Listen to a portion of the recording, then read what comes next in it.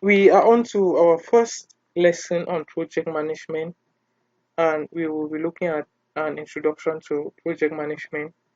We'll have an overview of what project management is all about, the different processes, the different stages of project management. So, when we talk about the different stages of project management, you have the initiation stage, you have the planning stage, you have the execution stage, you have the monitoring stage, you have the control, and the closure stage. Now, there is a stage in the project management where you conceive the idea. After conceiving the idea, you have to evaluate that idea. How important is that idea? There's a stage in the project where you have to actually put down what you need to do to realize that idea. That's the planning. And there's a stage in project management where you actually have to put that plan into action. That's execution. And throughout, while executing the project, in fact, right from initiation, you have to monitor and evaluate. You have to monitor, evaluate, and control. After completing the project, what next? You close the project. Now, these stages are very, very important in project management. Whatever, whatever the project is, make sure you have the initiation phase, the planning phase. Make sure you plan well, execute, monitor, control, and close the project. Each of these stages has its own unique expected outputs. Okay, so now, why are these stages so important? Why are these stages? Why is it important to follow these stages as far as project management is concerned? The first reason is that you want to make sure everybody, all the stakeholders of the project are satisfied. The board of trustees, the sponsors, the all the members of the team, to make sure that they are satisfied. You have to follow these stages. Secondly, to manage your costs, to minimize costs, maximize the use of your material and personnel efficiency. If you follow these stages, if you follow these stages properly, at the end of the project, you realize that you are cost effective, your material effective, and you are personnel efficient. Please, let's take note. Initiation, planning, executing, monitoring, control, and project closure. Okay. So now, what does it take to succeed in the project? To succeed in the project, you have to ensure that the project is visible. It's a project that can be seen and is evaluated. You have to ensure that there is somebody, there is an organization. Even if you are the one sponsoring that project, make sure it is highlighted or it is outlined that this is the sponsor of that project. In that way, you know that you have somebody or you have an organization that you're accountable for, that you're accountable to. When you have nobody that you're accountable to, you can just do things haphazardly. You can work according to how you feel, what you feel. But if you have somebody who controls you, monitors you, you have to report to that person. This project is financed by this organization, so we have to manage the funds and report to the organization. You ensure that everything, every aspect of the project, you monitor and control it such that it goes according to the specifications of the sponsor or according to the due diligence plan of the project. Now, after executing this project, can you redo it? Can you redo it? What if along the way a challenge comes up, or you receive a project to build a bridge, to construct a bridge, or to construct a school? You construct a particular wall, and the control team comes and say, no, this wall is not straight, or this wall the material here is not the specified material. Now, can you repeat it? Can you bring down that wall and build it back? If after succeeding in the project, You're being asked to execute that project in another environment. Can you repeat it? So you should make sure that your project is visible, make sure that your project is sponsored, make sure that your project is repeatable, measurable. The results, the material, the outcomes should be measurable, predictable. We should be able to look at the project and say that, wow, looking at the time frame of this project, given that we are in this particular stage, we can complete this project in 2 weeks' time. Looking at the quality of this project, this building can last for the next 10 years, the next 15 years. That makes your project successful. Please, let's take note. Now, we've been talking about project management. We're talking about project management. We talk about the various stages. We talk about the importance of following the various stages in project management. We talked of satisfying your stakeholders, because during the initiation phase, you're going to identify the stakeholders. During the planning phase, you're going to plan how that project will benefit the stakeholders. That's already satisfaction. During the planning phase, you're going to plan how you're going to execute that project at the least possible cost. And monitoring, continuous monitoring and evaluation. Monitoring and as you're monitoring, you see that you're putting a close eye, you're looking at your cost. You're looking at the cost, your expenditure. You're looking at the time you have at hand. So, following these various stages of project management, you will be able to satisfy your stakeholders and manage your cost, time, material, and personnel efficiently. Now, what is project management? They say a temporal endeavor undertaken to create a unique product or service. Wow. A temporal endeavor undertaken to create a unique product or service.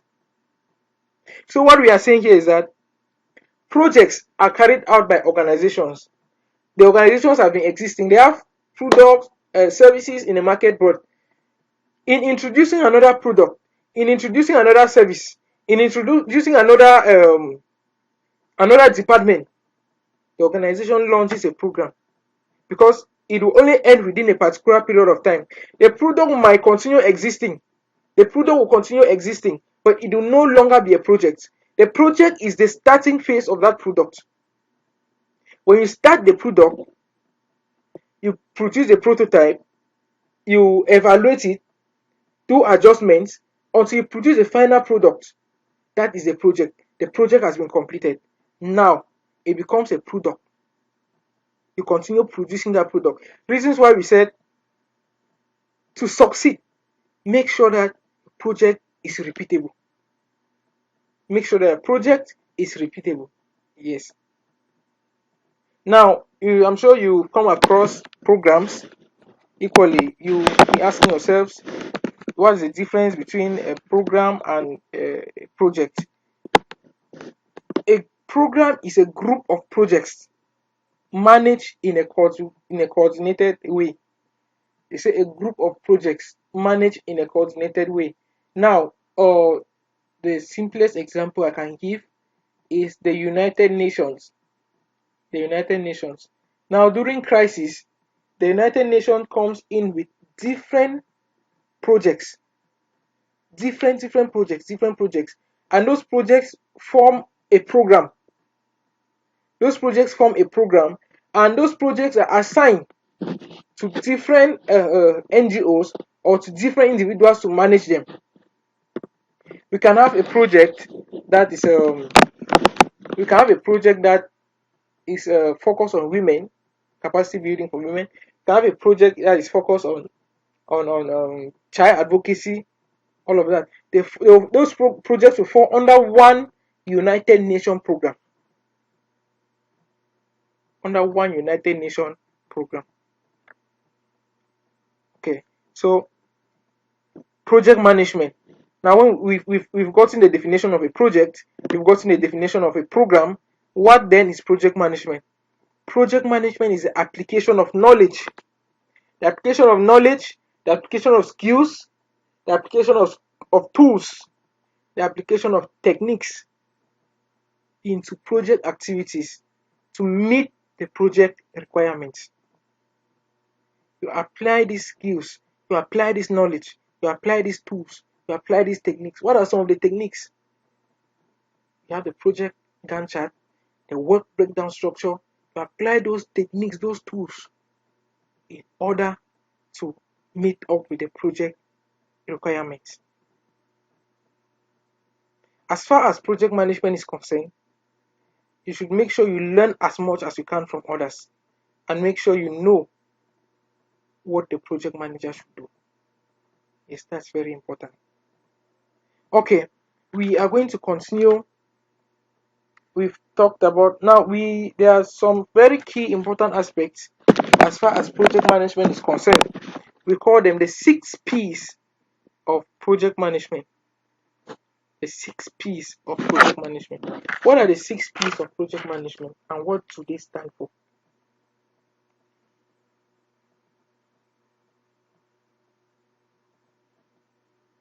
The 6 P's of project management are the considerations that can make one project more successful than the other. The 6 P's of project management are the considerations that can make a project more efficient or more successful than another. Number one is the process. As a project manager, you should have a perfect mastery of the process it will take to execute that project from start to finish.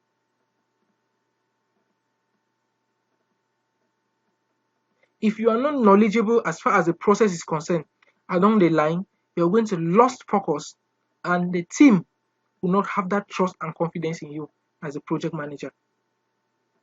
So please master the process in executing that project. Number two, people, be it the stakeholders, be it the employees, be it the consultants, make sure that you have the right people, the right human resources needed for that project. Any project has its own skills. For instance, I am a business consultant. I got a project to facilitate the legalization of a TV station. But when I got to the regional delegation of communication, the Southwest region, for inquiries, I realized that project, there are technicalities that will require someone who has studied networking and technology, who has studied something in relation to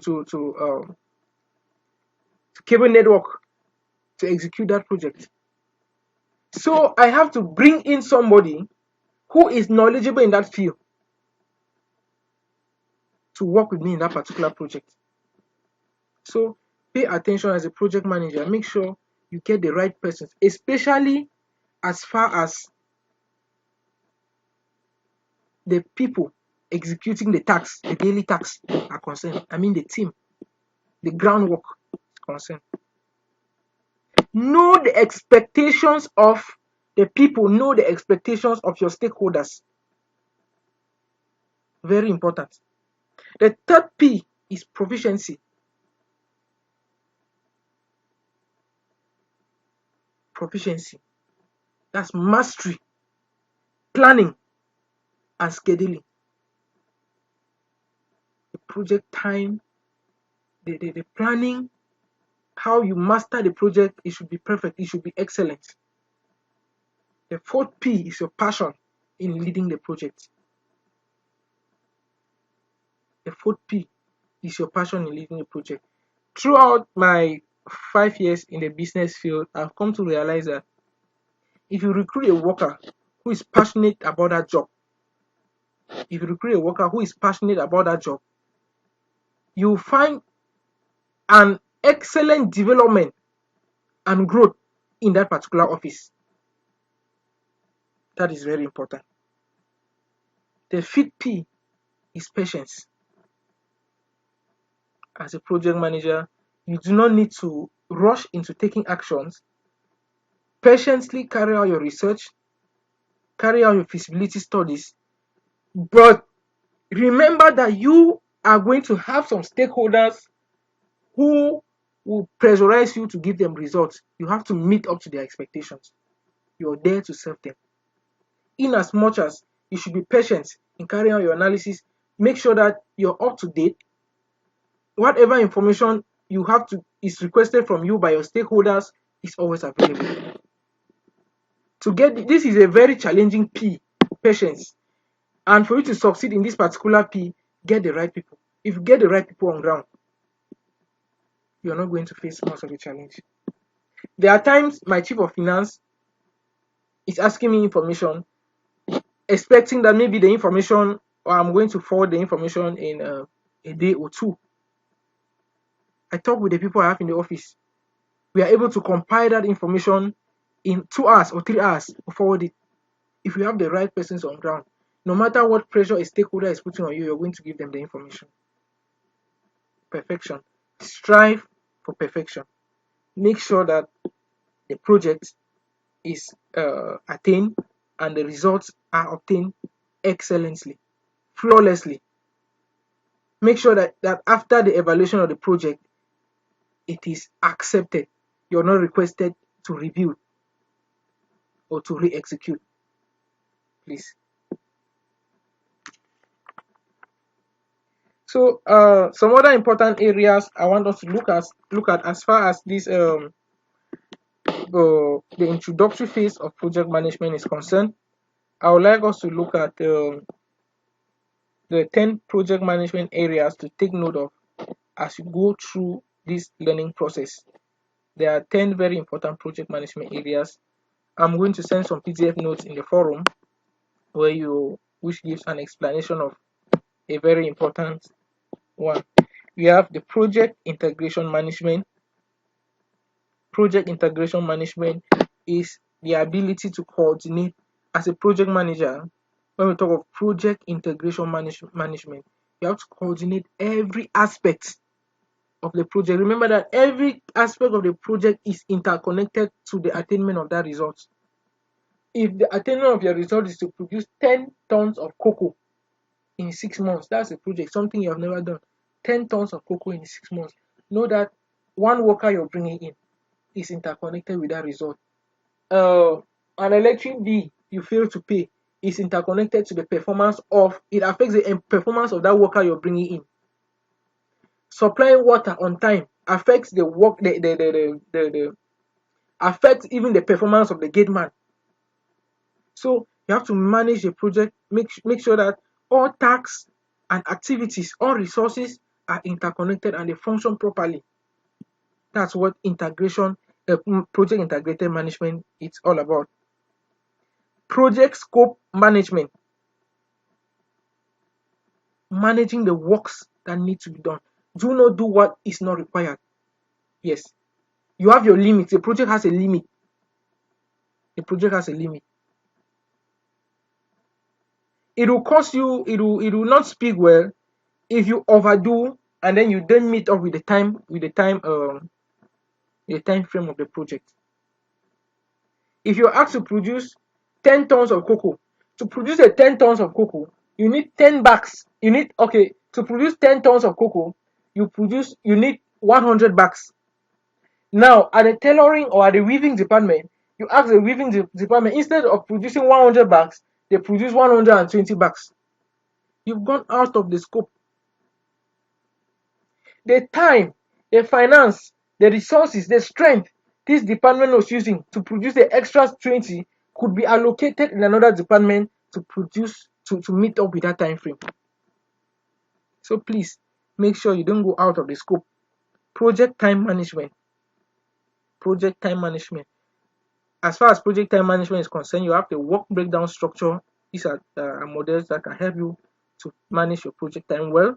We have the Gantt chart as well. So I'm going to send the PDF notes as far as those two models are concerned. Cost management.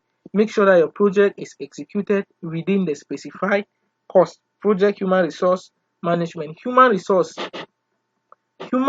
personnel is one of the most challenging resource. Is the most challenging resource to manage as far as project management is concerned. In fact, as far as business management in general is concerned. So you have to pay attention to their needs.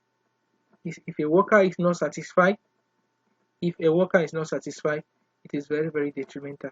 And losing a customer, losing a worker is can cost you more than 150% of the salary of that worker. Yes, to those who will be taking the human resource management course coming up very soon, you're going to see the cost of worker employee retention. Is when you lost a worker, how does it affect losing one? If you have 99 workers working on a project, losing one worker can increase the time frame of that project by 1 month. Yes, that's the reality. Okay, we equally have project quality management.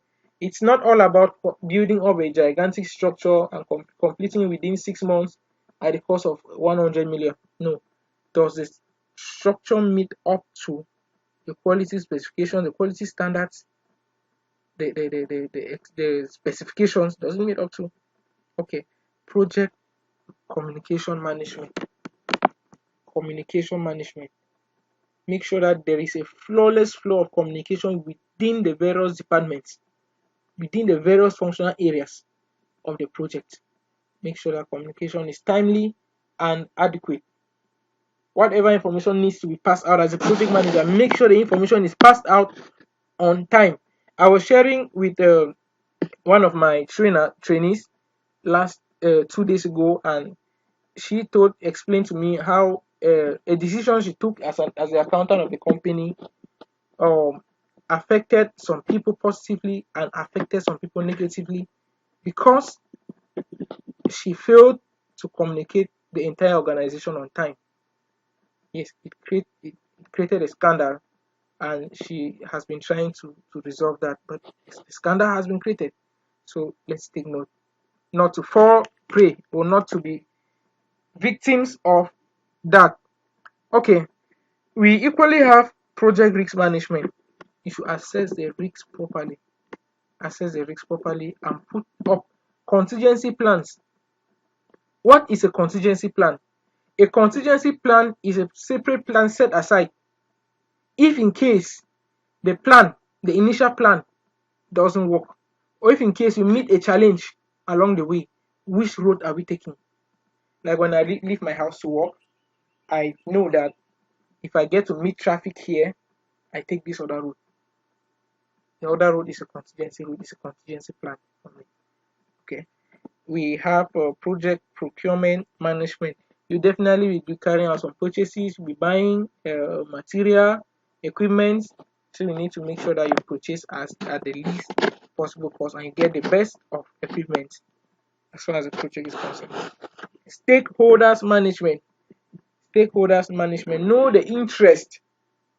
Know the interest of each of your stakeholders in all the various functional areas, in all the areas, all the stages of the project. Know which stakeholders are involved in this stage and what are their expectations. If you know their expectations, you're definitely going to meet up to their expectations.